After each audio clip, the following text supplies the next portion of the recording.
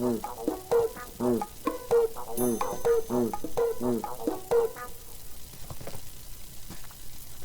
welcome to Indian Head This Week for Friday, April the 7th, 2021. I'm your host, Chester McBain, and you are definitely watching Indian Head This Week. Hey, let's start the show off with some really great news. I call it breaking news. Take a look.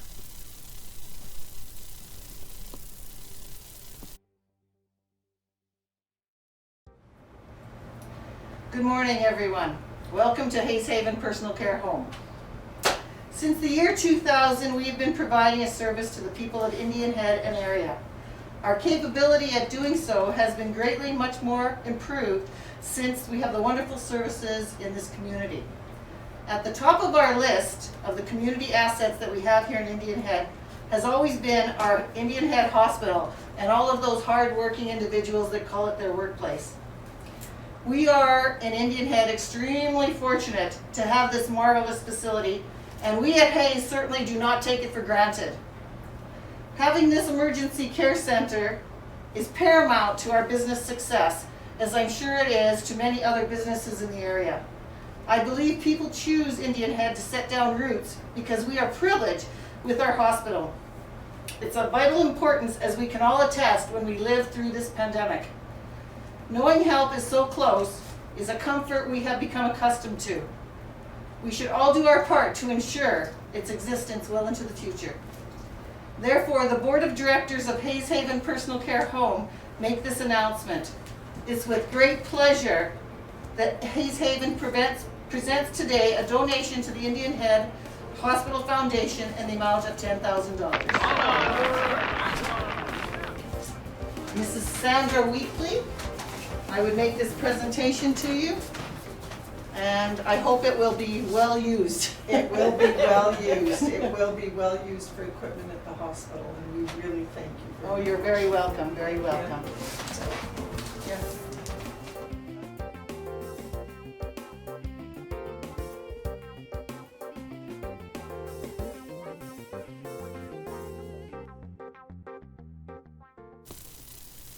Well, wasn't that awesome? I think that that's one of the greatest things, businesses helping out this community and keeping things going like that.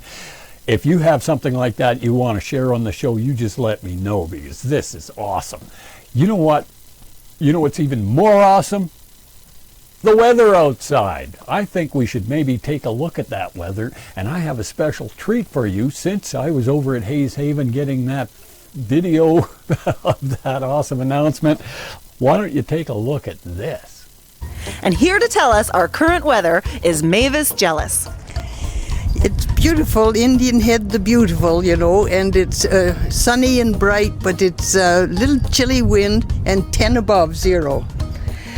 And this afternoon we are going to get up to 15 degrees, but a low overnight of 1 degree with some cloud. It's going to feel like -5. Whoa. And looking ahead to the weekend, we have got a partially cloudy Saturday with a high of 13 degrees and 14 degrees for Mother's Day this Sunday. And like Mavis said, it's always beautiful in sunny in Indian Head.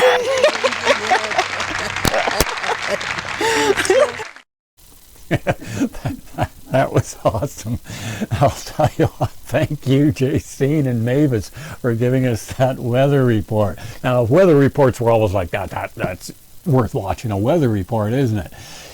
Oh, well, going back to Hayes Haven again, I had a chance to talk to Sandy Wheatley about the Indian Head and District Hospital Foundation, and tried to get a little bit more information from her on how you can become a member, and just some brief information. Take a look at this. Just to explain, we are thanking, first of all, the Hayes Haven for the $10,000 donation that will be put to good use, trust me. And then we have asked them to post the Indian Head and District Hospital Foundation membership application. And it's just a application, and it's $10 a year or $50 for a lifetime. And what this does is give you voting rights at our AGM, which is held in April. Well, welcome back to the studio. Why don't we go and take a look and see what's happening in your notices for this coming week. Don't forget, the waste transfer station will be no charge for local waste loads on May 8th and 9th. That's tomorrow and Sunday. Now, examples of yard waste are branches, trees, pruning, and leaves. The hours will be Saturday from 9 till 12 or noon hour, and from 1 p.m. till 4 p.m. and on Sunday from 1 p.m. till 4 p.m. Now, the town really hopes that this is going to help the residents' efforts to clean up their yards and keep this town looking beautiful. The town of Indian Head would also like to announce that there will be an upcoming municipal election for the town of Indian Head. This is for one alderman position. Now, nomination forms and the form information package can be picked up at the town office, and all the nomination forms must be into the town office by Wednesday, May the 12th at 4 p.m. So there you have it. Get your votes down there and we'll see what happens with that election. Hey, have you been out to the highway in the past year? Well, if you have, you might have noticed things like this. Do you see that map? There's a little yellow highlighted spot there. Now, if you take a look at it, you can notice that we had some highway improvements that began back on August 4th of last year. Now, they constructed 3 acceleration lanes on Highway 1 from the Highway 56 going east and west. There's the one going to the west, and right here is where they put the one going east. And they also have one from the junction of the 619 going west on number 1, and that's right over here. Now, I've actually even got a little bit of footage that you can take a look at, and we can see what it really looks like. Now, this is heading to Regina or west on Highway 1. Look at that nice long acceleration lane. There's no reason why anybody should be pulling out in front of oncoming traffic now with a lane like that. So if you're heading west. Now, if you're heading east towards Winnipeg, they also have another lane right there. No reason why you're going to pull out in front of anybody that's screaming down that highway. And this is the 619, and that one is actually more for truckers that are coming off of that 619 heading west towards the city.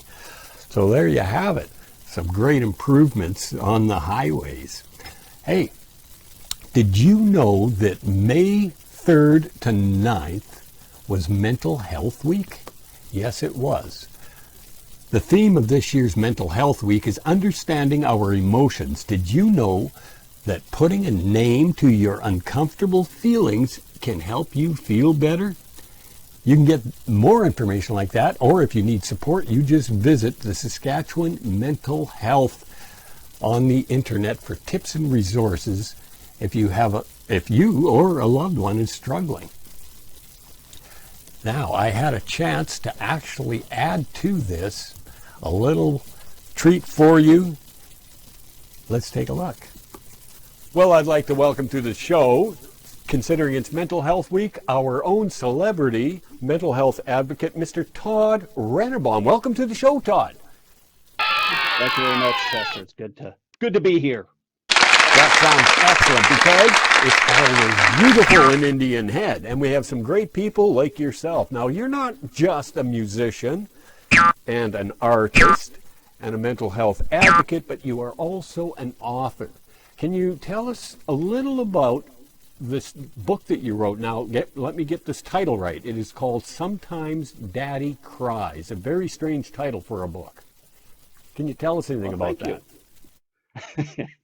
It is a strange title for a book, especially a kid's book, but I wrote it because, anyone that's heard my name usually realizes that they know me through some kind of mental health advocating or something, but I wrote it because I was having troubles years ago when my kids were little, and I kind of watched them watch me go through my troubles, and I figured if I wrote a book about a kid watching his dad go through some mental health issues, then that might help other people's kids to understand a little better than my kids did when they were watching me go through stuff. It also helps a parent to realize this is a very normal thing for a parent to go through too. So it kind of normalizes mental health issues, not just with the parents, but also helping with the kids to understand. By doing that in the book, I compared mental health issues to physical issues like a stomach ache. So then the kids can kind of relate and compare the similarities, and makes it a little easier for the kids to understand what mental health issues are like. The illustrations, this is the book here, the illustrations are from Jesse Stewick, and I could just show you a couple quick pages here. Oh, where's a good one? Oh, here's a couple. She's a fantastic artist. The book is beautiful. I've said many times before that, the story is fine, it's good, whatever, but it's really the artwork that really makes the book. It's really, really beautiful. She's an artist out of Belcarris, Abernathy area, and so she's a local person too. But yeah, she really brought the book to life, and really the colors, and you can see the emotions and the colors she uses and whatnot. But yeah, it's been a quite the experience trying to promote this book, and just writing it. It took me about 4 years to write off and on. So. Well, the unique part about you writing this book is, to my knowledge, now I don't know a lot about mental health. I'll be the first to admit that. I'm one of these people that's learning thanks to guys like you. But the book, it offers something to the public and guys like me that never knew how to address the mental health issue like you're showing in the book, where it's a physical issue. It's not just a mental issue. It's like you said, comparing it to a physical, I got a sore thumb kind of thing, or whatever it might be. But there's nothing out there like that right now, is there? I'm not too sure, actually. I don't know. I did do a whole lot of research on kids' books and mental health. I did a little bit, but there wasn't a whole lot. I mean, there was a lot about where books try to have kids relate to their emotions and stuff like that, but to actually have a father have depression and talk about the word depression, what that means, and watching his father take medication and go to the hospital because of his depression getting so bad. I don't think there's been any books like that. I mean, I try to take real life situations, not make them too grim for a kid's book. Try to make them realistic, but also not too scary. And I think I did that. I think it was. I'm pretty proud of the book. I think I successfully made it so that a kid can have these expectations, but not feel too grim about what's happening. Just make it realistic and normalize it really. Yeah, well, and that's probably one of the best things about the book. And like you were showing the illustrations and everything, it brings it down to a level where young kids can actually understand it. So have you noticed in our community itself any effect that your book might have had on some of the attitudes that other kids might have had towards mental health? I really don't know about that. I've had lots of great feedback from people in town. Lots of people, Indian Heads has supported me incredibly. So I'm assuming they're reading them to their children, and there's some kind of something happening, but I haven't noticed it myself. Partly because of COVID, I don't leave my house very often, so I don't see a lot of people's kids. That's a good point with the COVID part there too. So speaking of mental health, did you notice any difference in the COVID arriving and a change in your own mental health or other people's mental health? Yeah, absolutely. I went to Pine Lodge about 4 years ago, and I got sober, so that was part of my mental health journey. And over the first 3 years, I had not a whole lot of anxiety and depression, and well, especially depression. I had some anxiety, but this last year, yeah, I've noticed my anxiety is kind of come back quite a bit. I've had a few panic attacks this last year. Still, my depression's kind of at bay. I mean, I haven't spent many days or any days really in bed since since coming out of Pine Lodge. But I have noticed the anxiety and the panic attacks, and yeah, it's been a pretty wacky year actually. There's been a lot of weird stuff happening this last year. Yeah, it's been terrible for everybody, even people that don't think they have mental health issues. I'm guessing That's this right. has really triggered a lot of them. And that's why this Mental Health Week is a good thing to be happening right during this third phase of this COVID pandemic. Everybody's sick of Yeah. it. And yeah, it's how you handle it mentally, I guess, is how we're going to get through it.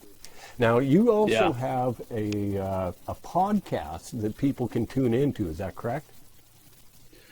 Yeah, I just started a podcast. I've been laid off at Pine Lodge because we had a fire at work, and we're trying to figure out what the heck we're doing there. I work at Pine Lodge now, so I've had some time to kill. So I started a podcast, and through my advocating and stuff, I've met quite a few people in mental health and whatnot. So I thought, why not interview them, have a talk with them, normalize mental health and their issues even more. So that's a little. It's not like the book, the kids' book about.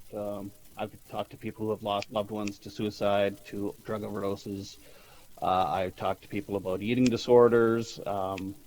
I've talked to Police Chief Evan Bray about all types of stuff that's happening in the city of Regina. The podcast is called Bunny Hugs and Mental Health. I know it's kind of a funny name, but I wanted to have a Saskatchewan spin in there, the Bunny Hugs. But anyway, it's on Spotify, Apple, Google Podcasts, pretty much anywhere there's podcasts, you can find it. If anybody types something like bunny hugs in a Google search, they'll probably come up with the podcast, I'm guessing, right?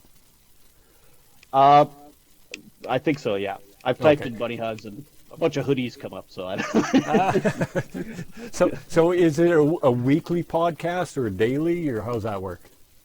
Yeah, it's a weekly. So every Saturday I release a new episode from an interview that I've done with somebody.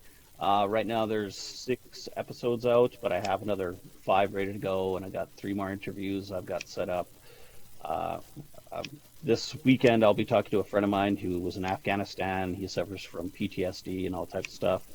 So yeah, it covers kind of everything from borderline personality disorder to depression to addiction to eating, the whole gambit of mental health issues. So.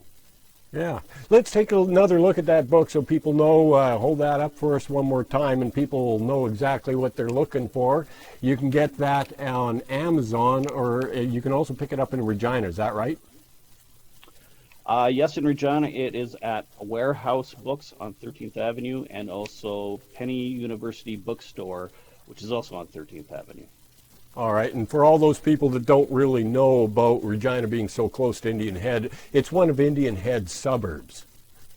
Because we're such a big center. One of our bigger ones.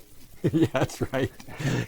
Todd, it's been a pleasure to talk to you, and I'm very impressed with you being open and available to anybody.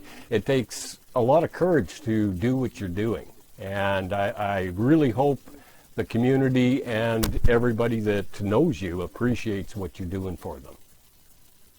Thanks, Chester. Yeah, I've got tons of support. That's one thing I'm very grateful for and very lucky with. Not everyone gets the support that I do, so.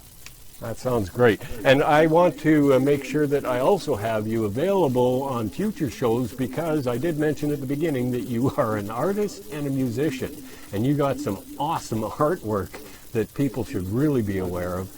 And you've also done a lot of music where you've created your own music with, there was a couple local guys or girls, I guess, that you worked with, and we'll highlight that on some upcoming shows. So thanks for being on the show, Todd. We really appreciate it. Have a great Thank you. day. I appreciate it too. You too, Thank you. Chester. Bye for now. That's Sometimes Daddy Cries. And you can get that, like he said, from Amazon, Aware Books, and right in Regina. Now, I will have some links to it that they'll actually be put onto the description down on the bottom part of wherever you're watching this video. So that way you can easily get a copy straight from Amazon. And there you go. That's Todd. Thanks again, Todd. Now we also have a quick notice from the Indian Head 691 Air Cadets. Let's go see what they have to tell us. Hi, I'm Corporal Daniel Dixon with 691 Hawk Squadron right here in Indian Head. The 2020-2021 Air Cadet season has been basically all virtual, but we still managed to have a lot of fun. This past Monday night, we just got back from Paris. We had a great time. The whole tour was done virtually with the real Parisian tour guide. Coming up, we've got our mud roller. Normally, this would be done as an overnight activity, but not this year. This year, it too will be all virtual. The cadets have been tasked with a mud roller challenge. What is this all about? Let me tell you. There are 5 categories: fit to be tied, light my fire, I'm so thirsty, a roof over my head, and better than MREs. If you're wondering what MRE stands for, it's meal ready to eat. So that one will be a food challenge. Yum. In each category, we will share photos and videos of how we have completed each task. For every task that is done, we will earn points. Whoever has the most points at the end of the challenge is the Big Mud Roller winner. Stay tuned for the next update, and I can fill you in on how this competition went and what we'll be doing to finish off this season for 691 Hawk Squadron. Well, thanks so much, Dania, for that input from the 691 Cadet Squadron, and I'm looking forward to seeing that monthly report every month, except, of course, during the summer when you're all off on doing your summer-type things. Now, I have one more announcement for you before I leave you for today, and that is make sure you log in and watch Tune In Tuesdays. That's the Indian Head Grand Theater. They're offering free different performances, and they're live right from the theater. Or sometimes I guess they might have to work through Zoom depending on the COVID situation. But there you go. Tune in from 10 to 11 on Tuesdays, because that's where it's all happening. Well, I guess I would like to thank you for being a part of today's show, and thank everybody that was on the show today. Make sure that you watch for next week, and we'll try and get a lot more information. And if I get too much information and these shows go too long, we're going to start splitting it up into maybe even 2 or 3 shows per week. How's that sound? If you like the show, make sure you hit the like button and share it. If you hit the like button, that way you're always going to be updated when the next new show is. So there we have it, another Indian Head this week just for you. Yeah, yay. Thanks for watching. I'll see you again next week. Bye for now.